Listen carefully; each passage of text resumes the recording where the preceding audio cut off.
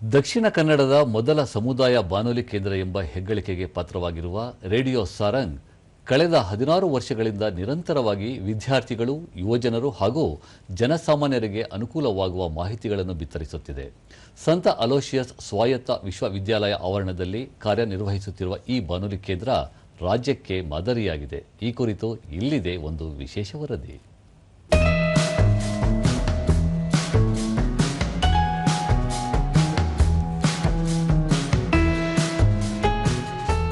ಮಂಗಳೂರಿನ ಸಂತ ಅಲೋಶಿಯಸ್ ಸ್ವಾಯತ್ತ ವಿಶ್ವವಿದ್ಯಾಲಯದ ಸಮುದಾಯ ಬಾನುಲಿ ರೇಡಿಯೋ ಸಾರಂಗ್ 107.8 FM ತನ್ನ ವಿನೂತನ ಕಾರ್ಯಕ್ರಮಗಳ ಮೂಲಕ ಸ್ಥಳೀಯ ಜನರನ್ನು ಆಕರ್ಷಿಸುತ್ತಿದೆ. ಕನ್ನಡ, ತುಳು, ಕೊಂಕಣಿ ಸೇರಿದಂತೆ 5 ಭಾಷೆಗಳಲ್ಲಿ ಕಾರ್ಯಕ್ರಮಗಳನ್ನು ಪ್ರಸಾರ ಮಾಡುವ ಕರ್ನಾಟಕದ ಏಕೈಕ ಸಮುದಾಯ ರೇಡಿಯೋ ಕೇಂದ್ರ ಎಂಬ ಹಿರಿಮೆಯನ್ನು ಇದು ತನ್ನದಾಗಿಸಿಕೊಂಡಿದೆ.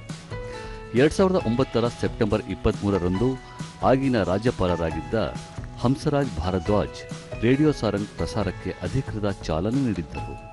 ಬೆಳಗ್ಗೆ 6 ಗಂಟೆಯಿಂದ ರಾತ್ರಿ 10ರವರೆಗೆ ಪ್ರಸಾರಾವಧಿ ಹೊಂದಿರುವ ರೇಡಿಯೋ ಸಾರಂಗ್ ಅಭಿವೃದ್ಧಿಪರ ಹಾಗೂ ಸಮುದಾಯಗಳ ಕಾಳಜಿ ಹೊಂದಿರುವ ಕಾರ್ಯಕ್ರಮಗಳನ್ನು ಬಿತ್ತರಿಸುತ್ತಿದೆ.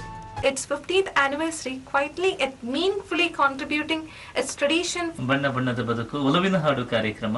ಸೊ ಸ್ನೇಹಿತರೆ, ಒಲವಿನ ಹಾಡು ಕಾರ್ಯಕ್ರಮದಲ್ಲಿ ಇವತ್ತು ಭಕ್ತಿಗೀತೆಗಳನ್ನು ಕೇಳ್ತಾ ಇದ್ದೇವೆ. ಅಡುಕಿನಲ್ಲಿ ಸಹ್ಯಾದ್ರಿಯ ಲೋಕದರಿ ಉತ್ತುಂಗದ ನಿಲುಕಿನಲ್ಲಿ ನಿತ್ಯ ಹರಿದ್ವರ್ಣವನದ ತೇಗ ಗಂಧ ತರುಗಳಲ್ಲಿ. ಸಾರಂಗ್ ಎಂದರೆ ಬಣ್ಣಗಳ ಸಾಮರಸ್ಯ. ಕರಾವಳಿ ಭಾಗದಲ್ಲಿ ವಿವಿಧ ಸಾಮಾಜಿಕ, ಧಾರ್ಮಿಕ, ಭಾಷಾ ಸಮುದಾಯಗಳ ನಡುವಿನ ಸಹಬಾಳ್ವೆಯ ಸಂಕೇತ. ಹೀಗಾಗಿಯೇ ರೇಡಿಯೋಗೆ ಸಾರಂಗ್ ಎಂಬ ಹೆಸರು ಈ ಬಾನುಲಿಗೆ ಸೂಕ್ತ. ಶೈಕ್ಷಣಿಕ, ಸಾಮಾಜಿಕ, ಆರೋಗ್ಯ ಮತ್ತು ಸಾಂಸ್ಕೃತಿಕ ವಿಷಯಗಳು ಸೇರಿದಂತೆ ಕೇಂದ್ರ ಮತ್ತು ರಾಜ್ಯ ಸರ್ಕಾರದ ವಿಶೇಷ ಯೋಜನೆಗಳನ್ನು ಸ್ಥಳೀಯ ಭಾಷೆಯಲ್ಲೇ ಜನರಿಗೆ ತಲುಪಿಸುವ ಕೆಲಸವನ್ನು ರೇಡಿಯೋ ಸಾರಂಗ್ ಮಾಡುತ್ತಿದೆ. ಇದರಿಂದ ಸ್ಥಳೀಯ ಸಮುದಾಯಗಳಲ್ಲೂ ಜಾಗೃತಿ ಮೂಡಿದೆ. ದೂರದರ್ಶನದೊಂದಿಗೆ ವಿದ್ಯಾರ್ಥಿನಿ ಧನ್ಯ ದೇಚಮ್ಮ ತಾವು ದ್ವಿತೀಯ ಪದವಿಯಲ್ಲಿ ವ್ಯಾಸಂಗ ಮಾಡುತ್ತಿದ್ದು, ರೇಡಿಯೋ ಸಾರಂಗ್ ಮೂಲಕ ವಿದ್ಯಾರ್ಥಿಗಳಿಗೆ ಬರವಣಿಗೆ, ನಿರೂಪಣೆ ಸೇರಿದಂತೆ ವಿವಿಧ ವಿಷಯಗಳ ಕುರಿತು ತರಬೇತಿ ನೀಡಲಾಗುತ್ತಿದೆ ಎಂದರು. ಇಲ್ಲಿ ನಮ್ಮ ವಿದ್ಯಾರ್ಥಿಗಳಿಗೆ ಒಂದು ರೇಡಿಯೋವನ್ನು ಹೇಗೆ ಬಳಸ್ತಾರೆ ಅಥವಾ ಹೇಗೆ ರೇಡಿಯೋಯಿಂದ ನ್ಯೂಸ್ ಅಥವಾ ಹೇಗೆ ಅದು ಹೊರ ಪ್ರಪಂಚಕ್ಕೆ ತಲುಪ್ತದೆ ಅನ್ನೋದ ಮಾಹಿತಿ ಸಿಗುತ್ತೆ. ನಮಗೆ ಹೇಗೆ ನಿರೂಪಣೆ ಮಾಡಬೇಕು, ಮತ್ತೆ ಕ್ಯಾಮರಾ ಹೇಗೆ ಅದನ್ನು ಉಪಯೋಗಿಸ್ಬೇಕು, ಮತ್ತೆ ವಿದ್ಯಾರ್ಥಿಗಳಿಗೆ ಯೋಜನಾ ಕಾರ್ಯಗಳನ್ನ ಮಾಡೋದಕ್ಕೆ ಅವಕಾಶ ಕೊಡ್ತಾರೆ. ಮತ್ತೋರ್ವ ವಿದ್ಯಾರ್ಥಿ ಮೊಹಮ್ಮದ್ ಅಂಶಿಲ್, ರೇಡಿಯೋ ಸಾರಂಗ್ ಆತ್ಮವಿಶ್ವಾಸದ ಸಂಕೇತ, ಪ್ರತಿಭಾ ಅನಾವರಣಕ್ಕೆ ಸೂಕ್ತ ವೇದಿಕೆಯಾಗಿದ್ದು 5 ಭಾಷೆಗಳಲ್ಲಿ ಕಾರ್ಯಕ್ರಮ ಪ್ರಸಾರವಾಗುತ್ತಿದೆ ಎಂದರು.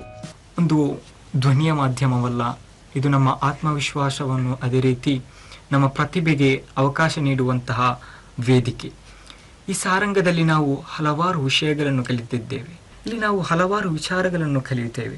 ಆರ್ಥಿಕ ವಿಚಾರಗಳು, ರಾಜಕೀಯ ಹಾಗೂ ಹಲವಾರು ವಿಚಾರಗಳನ್ನು ನಾವಿಲ್ಲಿ ಕಲಿತೇವೆ.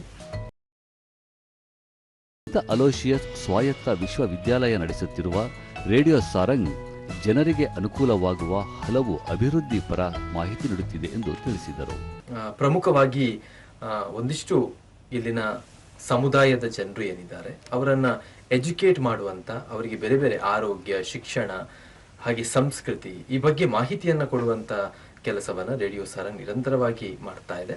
ನಿರೂಪಕ ರೋಷನ್ ಕುಲಶೇಖರ ರೇಡಿಯೋ ಆರಂಭವಾದಾಗಿನಿಂದಲೂ ನಿರೂಪಕನಾಗಿ ಕೆಲಸ ಮಾಡುತ್ತಿದ್ದು, ಕೊಂಕಣಿ ಭಾಷೆಯಲ್ಲಿ ಕಾರ್ಯಕ್ರಮ ನೀಡಲು ಅವಕಾಶ ಕಲ್ಪಿಸಲಾಗಿದೆ. ಪ್ರಾಥಮಿಕ ಹಂತದಿಂದ ಸ್ನಾತಕೋತ್ತರ ವಿದ್ಯಾರ್ಥಿಗಳವರೆಗೆ ಅನುಕೂಲವಾಗುವ ಹಲವು ಶೈಕ್ಷಣಿಕ ಕಾರ್ಯಕ್ರಮಗಳನ್ನು ವಿತರಿಸಲಾಗುತ್ತಿದೆ ಎಂದರು. ಏನು ಇತ್ತೀಚಿನ ದೇಶದ ಕನಸಿದೆಯಾ, ಎಲ್ಲರೂ ಆತ್ಮನಿರ್ಭರ ಆಗಬೇಕು ಅಥವಾ ವಿದ್ಯಾಭ್ಯಾಸದಲ್ಲಿ ಅಥವಾ ಎಜುಕೇಶನ್ ಸಿಸ್ಟಮ್ ಅಲ್ಲಿ ಅಥವಾ ಎಜುಕೇಶನ್ ಸೆಕ್ಟರ್ ಅಲ್ಲಿ ಮುಂದೆ ಬರಬೇಕು, ಅದಕ್ಕೆಲ್ಲವಾಗಿ ಪೂರಕವಾಗಿ ಇಲ್ಲಿ ವಿದ್ಯಾರ್ಥಿಗಳು ತಮಗಿರುವಂತಹ ಜ್ಞಾನದ ಒಂದು, ಅದೇ ರೀತಿ ಈಗಿನ ಒಂದು ನಾವು ನೋಡಿರ್ಬೋದು ಲೇಟೆಸ್ಟ್ ಟೆಕ್ನಾಲಜಿ ಮೂಲಕ ಆಗಿರ್ಬೋದು ಅಥವಾ ನಾವು ಏನು ಬೆಳೆದಿದ್ದೇವೆ ಈಗ ಅದರ ಮೂಲಕ ಅವರು ಜಗತ್ತಿಗೆ ಬೇಕಾದ ವಿಷಯಗಳನ್ನು ರೇಡಿಯೋ ಸಾರಂಗ್ ಮೂಲಕ ಅವರು ತಮ್ಮದೇ ಒಂದು ಆಡು ಭಾಷೆಯಲ್ಲಿ, ವಿಶೇಷವಾಗಿ ಕನ್ನಡ ಆಗಿರ್ಬೋದು, ತುಳು ಆಗಿರ್ಬೋದು, ಕೊಂಕಣಿಯಲ್ಲಿ ಕಾರ್ಯಕ್ರಮಗಳನ್ನು ನೀಡುತ್ತಾ ಜನರಿಗೆ ಅದನ್ನು ದಾರಿದೀಪವಾಗಿಸುತ್ತಿದ್ದಾರೆ. ವಿಶ್ವವಿದ್ಯಾಲಯದ ಸಮೂಹ ಮಾಧ್ಯಮ ವಿಭಾಗದ ಮುಖ್ಯಸ್ಥರಾದ ಭವ್ಯ ಶೆಟ್ಟಿ ಕಳೆದ 15 ವರ್ಷಗಳಿಂದ ಬಾನುಲಿ ಕಾರ್ಯನಿರ್ವಹಿಸುತ್ತಿದ್ದು, ವಿಭಿನ್ನ ವಿಷಯಗಳ ಕುರಿತು ಮಾಹಿತಿ ನೀಡಲಾಗುತ್ತಿದೆ. ಸಮುದಾಯದ ಪಾಲ್ಗೊಳ್ಳುವಿಕೆಯಿಂದಾಗಿ ವೈವಿಧ್ಯಮಯ ಕಾರ್ಯಕ್ರಮಗಳು ಬಾನುಲಿಯಲ್ಲಿ ಮೂಡಿಬರುತ್ತಿದೆ ಎಂದು ತಿಳಿಸಿದರು. ಇಲ್ಲಿಂದ ಕೌಶಲ್ಯವನ್ನ ಪಡೆದಂತಹ ಬಹಳಷ್ಟು ವಿದ್ಯಾರ್ಥಿಗಳು ಇವತ್ತು ಒಳ್ಳೆ ಆರ್ಜೆಗಳಾಗಿ ಬೇರೆ ಬೇರೆ ಕಡೆ ಕೆಲಸ ಮಾಡ್ತಾ ಇದ್ದಾರೆ. ಅದಲ್ಲದೆ ಈ ಬಾನುಲಿ ಒಂದು ನಮ್ಮ ಸಮಾಜದ ತಳಮಟ್ಟದಿಂದ ಹಿಡಿದು ಎಲ್ಲಾ ರೀತಿಯ ಒಂದು ಸಮುದಾಯವನ್ನ ತಲುಪುವಂತಹ ಪ್ರಯತ್ನ ಮಾಡಿದೆ. ಇಲ್ಲಿ ಗೌರ್ಮೆಂಟ್ ಅಂದ್ರೆ ನಮ್ಮ ಸರ್ಕಾರದ ಕೇಂದ್ರ ಆಗಿರ್ಬೋದು ಅಥವಾ ರಾಜ್ಯ ಸರ್ಕಾರದ ಯಾವುದೇ ಹೊಸ ಒಂದು ಯೋಜನೆಗಳನ್ನ ಜನರಿಗೆ ಯಾವ ರೀತಿ ತಲುಪಿಸಬೇಕು, ಅವರ ಭಾಷೆಯಲ್ಲಿ ಯಾವ ರೀತಿ ತಲುಪಿಸಬೇಕು ಅನ್ನುವಂತಹ ಕೆಲಸ ಸಾರಂಗ್ ಮಾಡ್ತಾ ಇದೆ. ರೇಡಿಯೋ ಸಾರಂಗ್ನ ನಿರ್ದೇಶಕ ಫಾದರ್ ವಿಲಿಯಂ ಮಾರ್ಸೆಲ್ ರಾಡ್ರಿಗಸ್, ಕನಸಿನ ಕೂಸಾದ ಸಮುದಾಯ ಬಾನುಲಿ ಕೇಂದ್ರ ಕಳೆದ 16 ವರ್ಷಗಳಿಂದ ನಿರಂತರವಾಗಿ ಪ್ರಸಾರ ಕಾಣುತ್ತಿದೆ. ವಿದ್ಯಾರ್ಥಿಗಳೇ ಇದನ್ನು ಮುನ್ನಡೆಸುತ್ತಿದ್ದಾರೆ. ಸಾರ್ವಜನಿಕರು ಮತ್ತು ವಿದ್ಯಾರ್ಥಿಗಳಿಗೆ ಅನುಕೂಲವಾಗುವ ಹಲವು ವಿಷಯಗಳನ್ನು ಬಿತ್ತರಿಸಲಾಗುತ್ತಿದೆ ಎಂದು ಹೇಳಿದರು.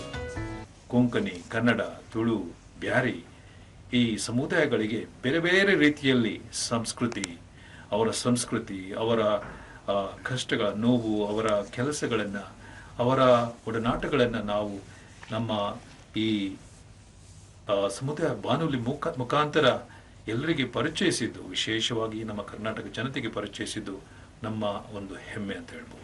ಬಾನುಲಿಯ ಮೂಲಕ ಸಮಾಜ ಸುಧಾರಣೆ ಸಾಧ್ಯ ಎನ್ನುವುದನ್ನು ನಿರೂಪಿಸುತ್ತಿರುವ ಮಂಗಳೂರಿನ ರೇಡಿಯೋ ಸಾರಂಗ್ ಬದಲಾಗುತ್ತಿರುವ ತಂತ್ರಜ್ಞಾನ ಯುಗದಲ್ಲಿಯೂ ರೇಡಿಯೋ ಮಾಧ್ಯಮದ ಪ್ರಸ್ತುತತೆಯನ್ನು ವಿದ್ಯಾರ್ಥಿ ಹಾಗೂ ಯುವ ಸಮುದಾಯಕ್ಕೆ ತಿಳಿಸಿಕೊಡುತ್ತಿರುವುದು ಉತ್ತಮ ವಿಚಾರವಾಗಿದೆ.